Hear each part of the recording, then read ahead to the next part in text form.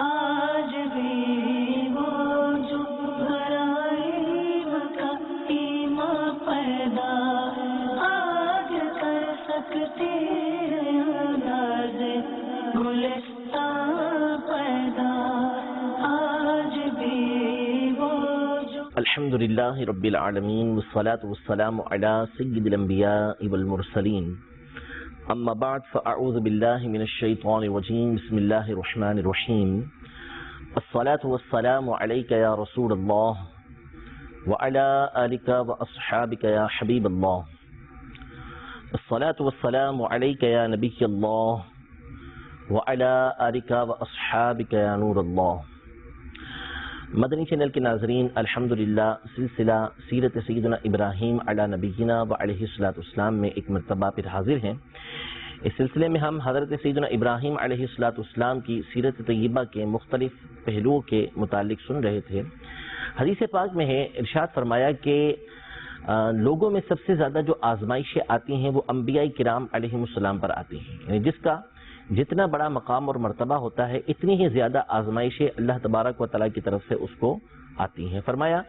کہ اشد الناس بلاء الانبیاء، یعنی لوگوں میں سب سے زیادہ جو آزمائشیں آتی ہیں وہ انبیاء کرام علیہ السلام پر آتی ہیں۔ پھر ان انبیاء کرام علیہ السلام میں سے 5 اولو العزم پیغمبر، یعنی حضرت نوح علیہ السلام، حضرت ابراہیم علیہ السلام، حضرت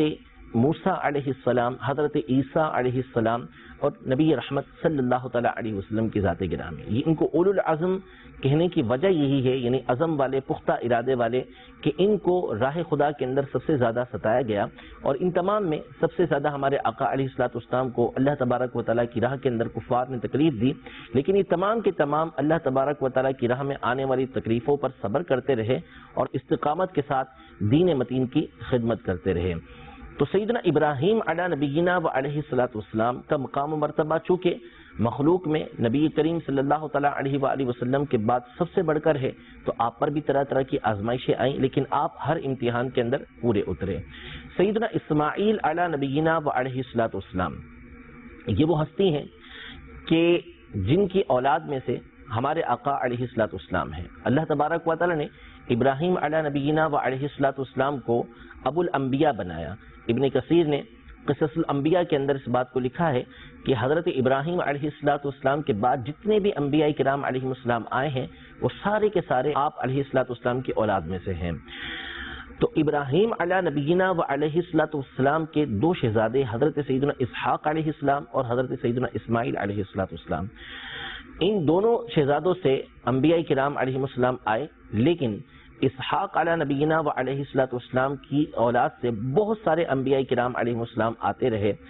بنی اسرائیل کے جتنے بھی انبیاء کرام علیہ السلام ہیں وہ سارے کے سارے حضرت یعقوب علیہ السلام کی اولاد میں سے ہیں، اور حضرت یعقوب علیہ السلام حضرت سیدنا اسحاق علیہ السلام کی اولاد میں سے ہیں۔ تو انبیاء کرام علیہ السلام کی اکثر تعداد یہ بنی اسرائیل کے اندر آئی، اور سیدنا اسماعیل علی نبینا و علیہ السلام کو یہ فضیلت دی گئی کہ ان کی اولاد میں سے اللہ تبارک و تعالی نے تمام انبیاء کے سردار، خود اسماعیل علیہ السلام کے سردار، بلکہ ان کے والد گرامی سیدنا ابراہیم علیہ السلام کے بھی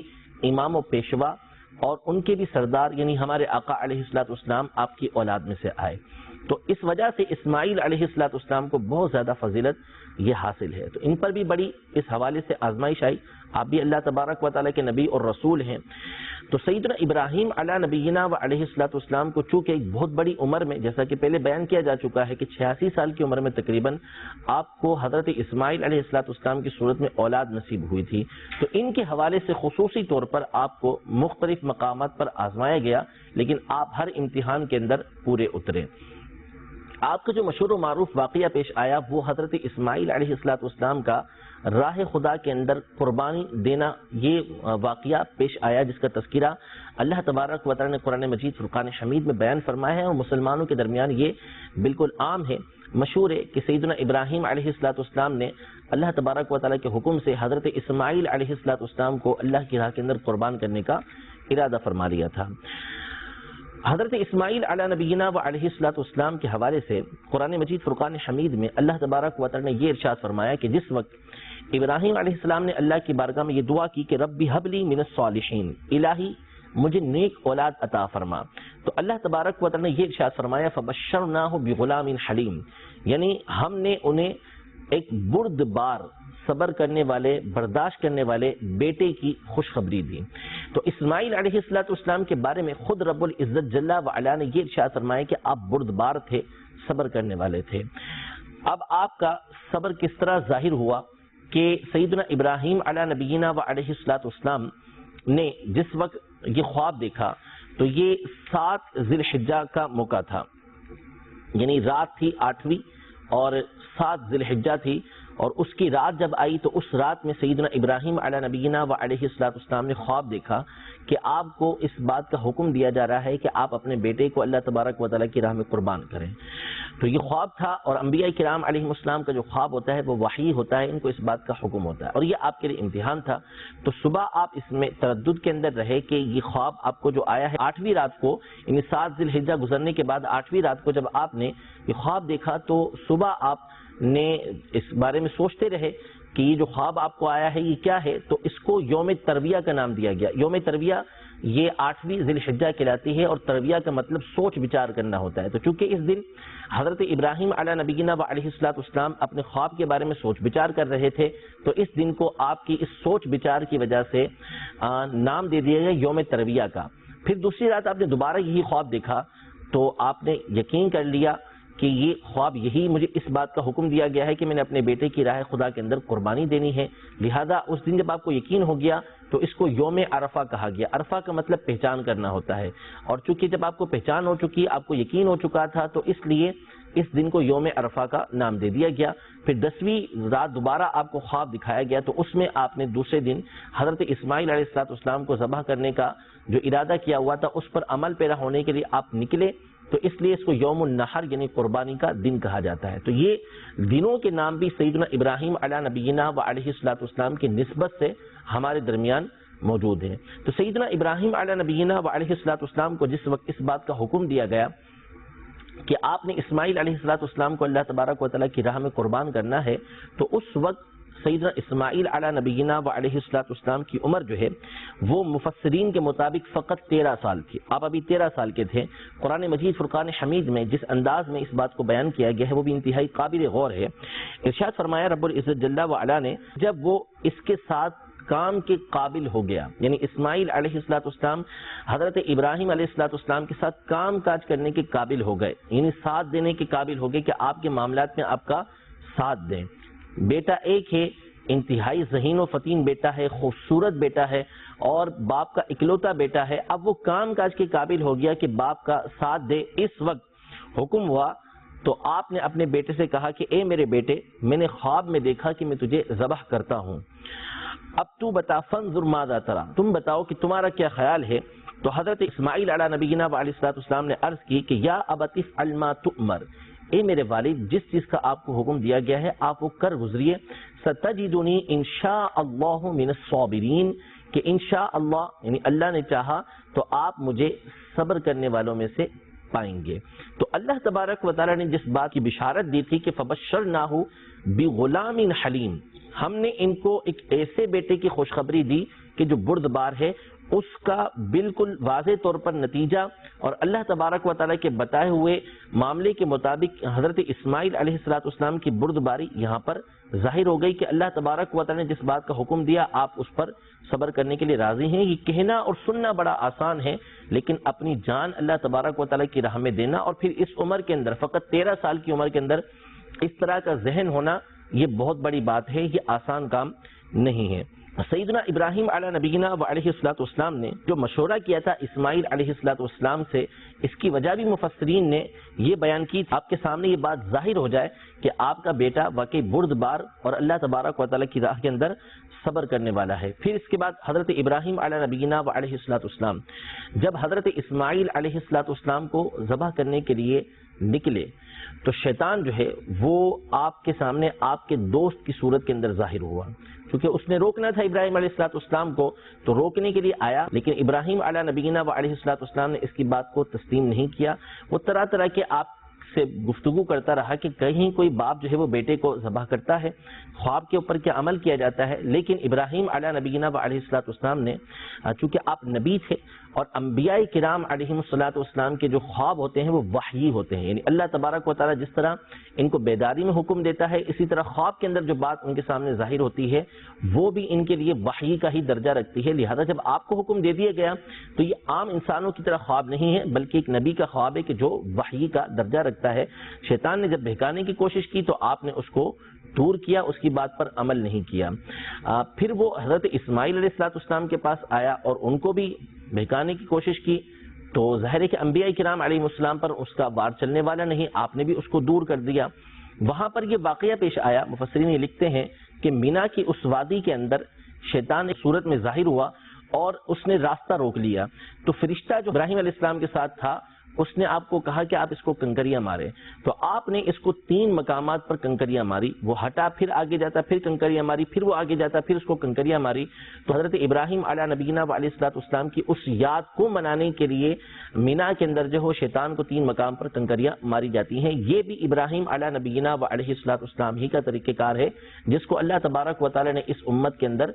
باقی رکھا ہے. پھر اس کے بعد شیطان جو ہے وہ حضرت سیدتنا ہاجرہ رضی اللہ تعالی عنہا کے پاس آیا اور کہا کہ آپ کو معلوم ہے کہ ابراہیم علیہ السلام کیا کرنے جا رہے ہیں؟ تو کہا کہ مجھے معلوم نہیں. کہا کہ وہ اپنے بیٹے کو ذبح کرنے کے لیے جا رہے ہیں. کہا کہ ایسا ہو سکتا ہے کہ کوئی باپ اپنے بیٹے کو ذبح کرے؟ تو اس نے کہا کہ ان کو یہ ہے کہ اللہ تبارک و تعالی نے ان کو اس بات کا حکم دیا ہے. تو حضرت ہاجرہ رضی اللہ تعالی عنہا کے الفاظ یہ تھے کہ اگر اللہ تبارک و تعالی نے ان کو حکم دیا ہے تو پھر ٹھیک ہے، جو وہ کر رہے ہیں وہ درست کر رہے ہیں، اللہ تبارک و تعالی ہمیں ضائع کرنے والا یہ نہیں ہے. تو حضرت ابراہیم علیہ السلام اسماعیل علیہ السلام کو لے کر قربان گاہ پر پہنچے جہاں پر آپ کو ذبح کرنا تھا. تو وہاں اسماعیل علیہ السلام نے کچھ باتوں کے لیے عرض کیا کہ آپ جو ہے وہ مجھے پیشانی کے بل لیٹائیے، اپنی آنکھوں پر آپ پٹی باندھ لیجئے اور مجھے بھی رسیوں سے باندھ دیجئے تاکہ میں ہل جل نہ کروں کہ میرے خون کے چھینٹے آپ کے کپڑوں پر پڑیں، میری والدہ اس خون کو دیکھے تو غمگین نہ ہو. اس طرح کی آپ نے کچھ معروضات کی. حضرت ابراہیم علیہ نبینا و علیہ السلام نے ان کی باتوں پر عمل کرتے ہوئے ان کو رسیوں سے ہاتھ اور پاؤں باندھے، اپنی آنکھوں پر پٹی باندھی، اور جب چھری لے کر آپ گلے پر پھیرنے کا ارادہ کرنے لگے تو اللہ تبارک و تعالیٰ قرآن مجید فرقان حمید میں ارشاد فرماتا ہے سورۃ الصافات میں، وَنَادَيْنَاهُ أَن يَا إِبْرَاهِيمُ، اور ہم نے اسے یعنی ابراہیم علیہ السلام کو ندا دی کہ اے ابراہیم قد صدقت الرؤیا، بے شک تو نے اپنے خواب کو پورا کیا، انا کذالک نجزی المحسنین، ہم اسی طرح نیکیاں کرنے والے جو ہوتے ہیں ان کو جزا دیتے ہیں. ان ھذا لہو البلاء المبین، بے شک یہ واضح امتحان تھا. وفدیناہ بذبح عظیم، اور ہم نے ایک بڑا ذبیحہ دے کر اسے بچا لیا. وترکنا علیہ فی الآخرین، اور آنے والے لوگوں کے درمیان ہم نے ان کی تعریف کو باقی رکھا. تو سیدنا جبریل امین علیہ السلام اللہ تبارک و تعالی کے حکم سے ایک مینڈھا جنت سے لے کر فوراً نیچے کی طرف آئے، اور ابراہیم علیہ السلام ارادہ کر چکے تھے کہ چھری پھیریں، تو انہوں نے زور سے اللہ اکبر پڑھا. تو ایک روایت کے مطابق حضرت ابراہیم علیہ السلام نے اپنے سر کو آسمان کی طرف اٹھایا تو جبریل امین وہ حاضر خدمت ہو رہے تھے، ان کے اللہ اکبر پڑھنے پر حضرت ابراہیم علیہ السلام نے لا الہ الا اللہ واللہ اکبر پڑھا. تو اسماعیل علیہ السلام نے دونوں کی کلمات جب سنے تو انہوں نے اللہ اکبر یعنی اللہ بہت بڑا ہے، وللہ الحمد، اور تمام تعریفیں اللہ ہی کے لیے ہیں کہ اس نے میرے والد کو بھی امتحان میں پورا رکھا اور مجھے صبر کی توفیق دی اور ہمارے لیے ایک بڑا ذبیحہ جو ہے وہ بدلے میں بھیجا. یہ کلمات ان کو تکبیر تشریق کہا جاتا ہے. یہ تینوں افراد کے کلمات ہیں جو انہوں نے اللہ تبارک و تعالی کی تکبیر، اللہ تبارک و تعالی کی تحلیل یعنی لا الہ الا اللہ کہنا، اور اللہ تبارک و تعالی کی تحمید یعنی اللہ تبارک و تعالی کی حمد بیان کرنا. اللہ اکبر لا الہ الا اللہ واللہ اکبر وللہ الحمد. یہ تکبیر تشریق کہلاتی ہے جو 9 تاریخ کی صبح سے لے کر صبح فجر سے لے کر 13 تاریخ کی اثر تک پڑھی جاتی ہے، اس کو تکبیر تشریق کہا جاتا ہے۔ یہ بعض صورتوں میں واجب اور بعض صورتوں میں یہ مستحب ہوا کرتی ہے۔ جب جماعت مستحبہ کے ساتھ نماز پڑھی جائے تو اس کے بعد ایک مرتبہ یہ تکبیر تشریق کہنا یہ واجب ہے اور 3 مرتبہ کہنا یہ مستحب ہے۔ یہ بھی حضرت ابراہیم علیہ نبینا و علیہ الصلوۃ والسلام، آپ کے شہزادے حضرت اسماعیل علیہ نبینا و علیہ الصلوۃ والسلام اور سیدنا جبریل امین علیہ الصلوۃ والسلام کے مبارک کلمات کا مجموعہ ہے جو امت محمدیہ کے اندر اللہ تبارک و تعالی نے جاری فرمایا ہے۔ تو رب العزت جل وعلا ہم سب کو سیدنا ابراہیم علیہ نبینا و علیہ الصلوۃ والسلام کی سیرت طیبہ کے مطابق جن باتوں کا ہمیں حکم دیا گیا ہے اس پر عمل پیرا ہونے کی توفیق عطا فرمائے، اور ان کی سیرت سے سبق حاصل کرتے ہوئے اللہ تبارک و تعالی ہمیں اپنی عبادت کا ذوق و شوق بھی عطا فرمائے، اور اللہ تبارک و تعالی اپنی راہ کے اندر ہمیں قربانیاں دینے کی توفیق عطا فرمائے۔ آمین بجاہ النبی الامین صلی اللہ تعالی علیہ وآلہ وسلم۔ آج بھی وہ جو برائے مکہ ایمان پیدا آج کر سکتے ہیں انداز گلستان